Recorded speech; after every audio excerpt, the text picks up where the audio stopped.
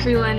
My name is Pragna Nidumolu, and I'm the founder of EcoTeens, an initiative that helps raise awareness of climate change and how teens can come together across the globe to do their part in making this world a greener place for them and future generations to live in. As a part of EcoTeens, we launched a podcast called Green Stories to bring diverse perspectives on sustainability and what we all can do as global citizens to address climate change. Today, we have a very special guest in this episode, Susanna Kass. Hello, everyone. Susanna does incredible work at several levels, so it's challenging to introduce her in just a few minutes, but I'll do my best. Susanna is passionate about reaching carbon neutrality as a climate change advocate. She's a thought leader in cloud sustainability with a track record of working across 17 countries and led several projects using clean energy design in scale, site selection of net zero data centers, and transition to more sustainable net zero infrastructure. Susanna is a co-author of several articles on subjects that matter. She is featured in several podcast interviews and is a patent holder in several initiatives. Susanna won several awards in categories such as Women in Sustainability, Women in Cloud, Climate Change 50, Power 100, etc. She served as a lecturer in Stanford Engineering, Cornell Energy Institute, UC Berkeley, and others. She is currently a CEO, Chief Sustainability Officer at InfoPrime. Welcome, Susanna. Thank you. That is a super impressive profile, and you're a role model to girls like myself who are very passionate about sustainability. Thank you. We're all equal here in terms of doing our part in sustainability, and I'm really glad to help and connect with anybody in your ecosystem. So thank you for having me, and thank you for listening in today, everyone. Of course, we're so happy to have you here today. So jumping into the questions, you did some incredible work on raising awareness on carbon neutrality. Can you share a little bit about why carbon neutrality is so important for the current and future generations and what we can do about it? Definitely. I'm glad to talk about it. I guess carbon neutrality is a term for some of you who are not familiar with it. It's basically lead to a future generation of our state where we are not relying on fossil fuel or coal-based energy anymore. We will then be making the transition, and in my field, basically working on cloud, which power sessions like this that we are doing, and including watching live Olympic Games, we just finished in Beijing in terms of doing a live. So we build clean energy infrastructure. So be able to reach carbon neutrality is extremely important. And those are the pledges that all the cloud providers have made, including the head of state in the Paris Agreement. So they are extremely important pledges and goals, and we need everybody's help to get there. Thank you for sharing that. That's very powerful, and we need to contribute to this cause as a community. So I know you worked across 17 countries on various initiatives, which is extraordinary, by the way. Why is it important now, more than ever, to rally forces across the world for the cause of sustainability? Yes, so let's start with perhaps defining the word sustainability and what does it really mean. So we start with the basic for maybe some of your audience who are not familiar with it. And then I would expand more in terms of the global reach to work across 17 countries. And frankly, right now during the pandemic, I might have worked more countries, except that I don't visit them anymore physically. So let's start with the definition of sustainability, if we might. Sustainability, and if you look up the Wikipedia, it's probably going to talk more about the broad policy concept of the context, including three main dimensions: the environment, economic, and social. And the original meaning to sustain really refer to our own ability so we can continue over a long period of time. So what it means to me is to achieve a balance between our thirst to grow our economy, to be able to sustain industrial evolution and be able to extend and expand human progression. But we do so by maintaining a balance with the environment and our social and economic equity. So the projects that I led, such as the data center in each of the country when I was COO at eBay or general manager for HP, running the entire Asia Pacific, or at Sun Microsystem, which Oracle bought, running the worldwide data center operation, I operate around the world in terms of ensuring that anywhere that you travel, anywhere that you go, that the internet serves, we all have equal access. So when we build out a data center, we look at that as called leveling the playing field to give access. So sustainable development is development of these cloud infrastructure that we can make progression without compromising the resources in our planet and the equity without integrity. And at the moment right now, we're not operating well from a measure perspective because we're depleting the planet at a much faster pace than we can actually replenish the resources. So if we continue in this manner, what that means is we're actually changing the element table. The scarce mineral resources will no longer be around at some point to come. So the action in using design thinking, setting up science-based target to promote the vitality of our economic growth, to promote social equity and our environmental health is extremely important. And we must thrive in the three dimensions over time, generations and generations to come. So it's become a personal passion for me and not limit to the boundary of just an organization or a head of state for a particular country. So we must think global and we must do local to be part of this sustainability journey.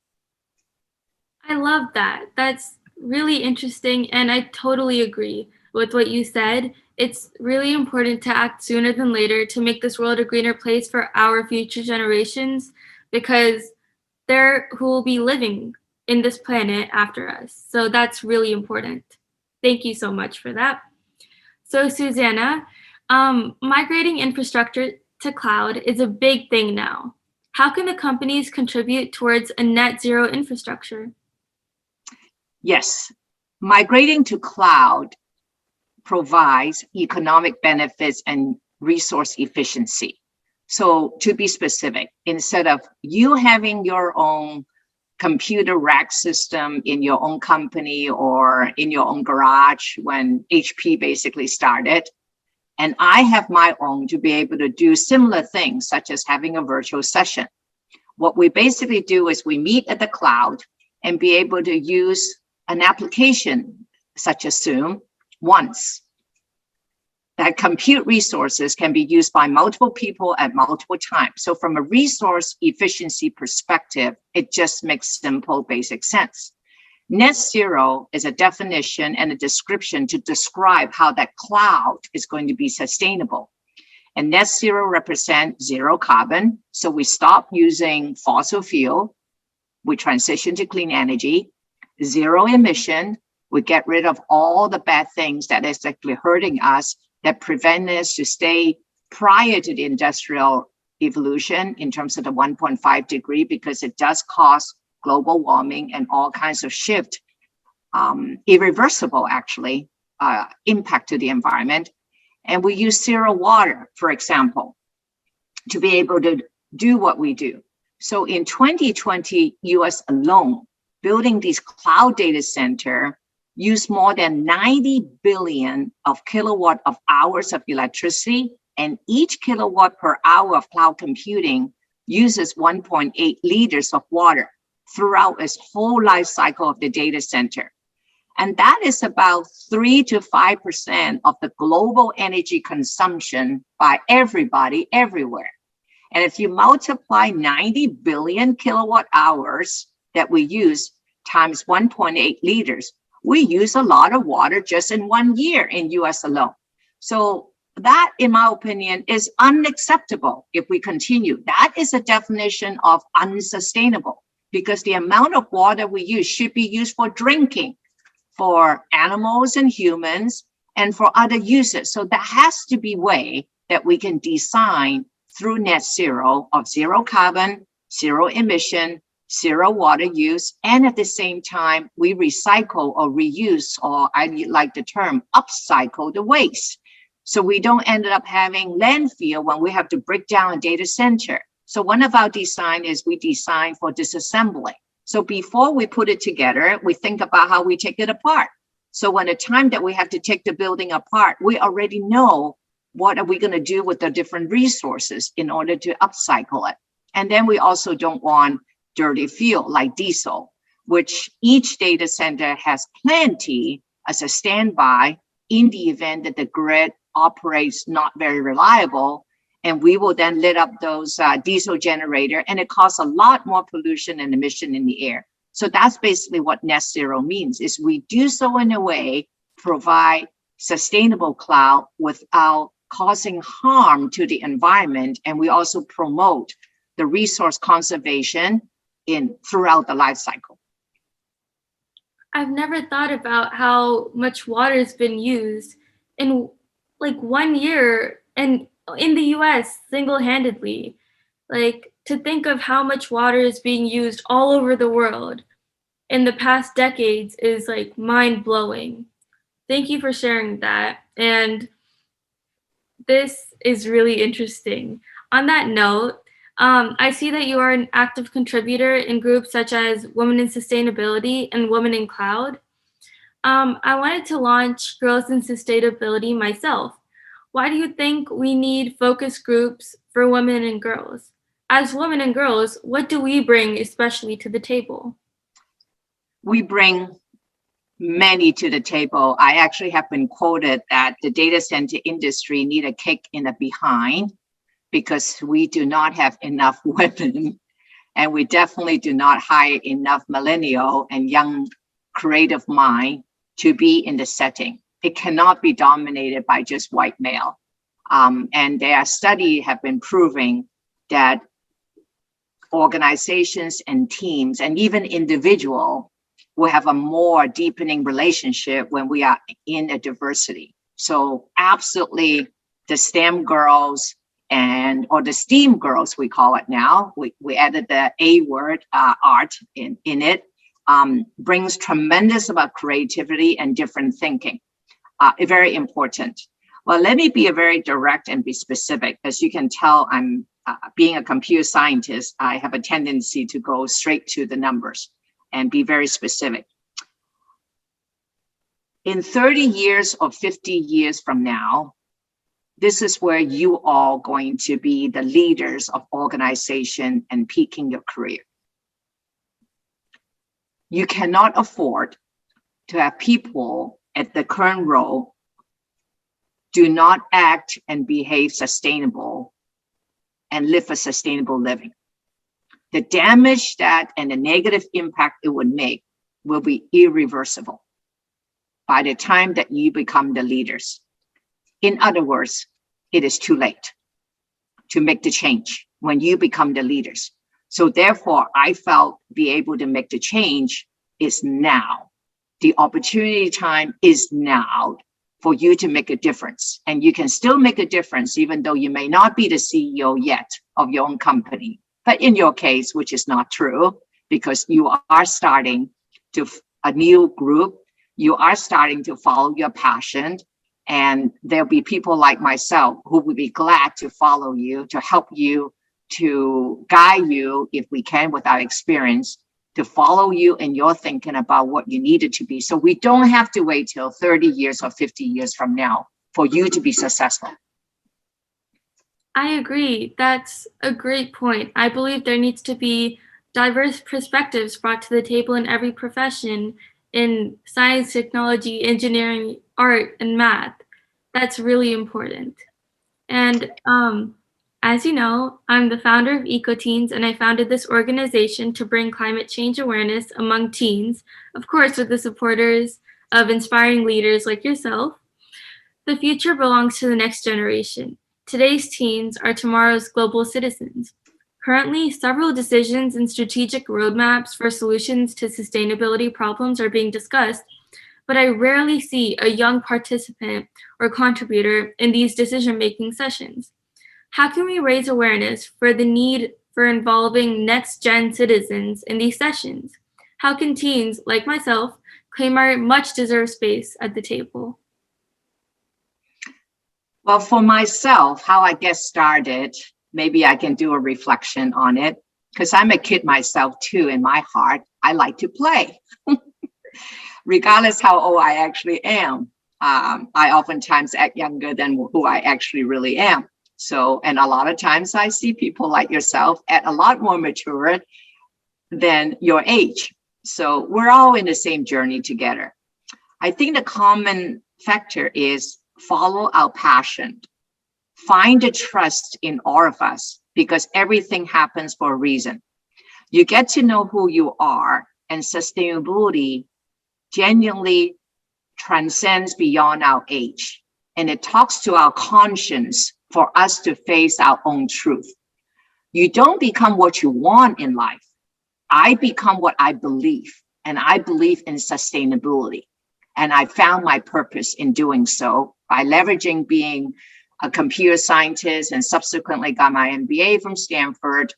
And I continue to advance my business degree, and I continue to work in the IT sector. Then concurrently, I work 15 more years in the energy sector. So I reinvent myself many times because I'm committed to hard work. I'm a life learner, and I believe my research today is helpful to innovate sustainable products and services in a startup called InfoPrime. And because of that reason, my client actually have those results. That's the only reason I win the award, is because my client who use the product are distinguished leaders. They are the pioneers who inspire me every day. And recently, I just created a 5 pillars framework to reach carbon neutrality, which many people are now reading up on it. And they basically invite me to actually help them to reduce and eliminate the use of water and to be able to transition to clean energy. Those are the 2 primary resources that cloud infrastructure uses the most. And I am very grateful that my client continued to win the award. And I will be glad to co-author something with you someday that we can actually be cited in the journals that can cross the generation boundary. And I am so glad to have the opportunity to speak to the teens, which is not usually the case, on one of my favorite topics, sustainability. So life is good. That sounds so great. That would be amazing, and I would love to work with you in that. And I loved what you said about you're not what you want to be, you will become what you believe. And yes. I think that is a really important principle for someone to live by, and I really admire that. So lastly, our last question, what is your message to the teen population around the world to get their act together in support of sustainability? Well, in short, I would say live a sustainable life in truth. So I'll repeat that. Live a sustainable life in truth. If I wanted to expand on that, it would be, you will then live longer. You will then live a healthier life if you will live your life from the point of view of truth and you stay sustainable. By doing so, we follow our passion because it's kind of fun that we're actually doing what we want. It's not work anymore. And you learn science. You learn the skill of science, the STEAM, to be able to set up your goals. Then you relentlessly drive yourself to work hard, and you manifest yourself to care about the planet, the society, the community that you live in, whether you're physically living in or you touch on them somehow. And you do need to better the economy for all of us, for your children, for your grandchildren. And if you decide not to have children, it's okay too. There's a lot of adopted animals around. And for the generations that come behind you now then think beyond your 50 years, beyond the 30 years where you become leaders in your own generation. And you can feel really good about leaving your legacy for the generations to come.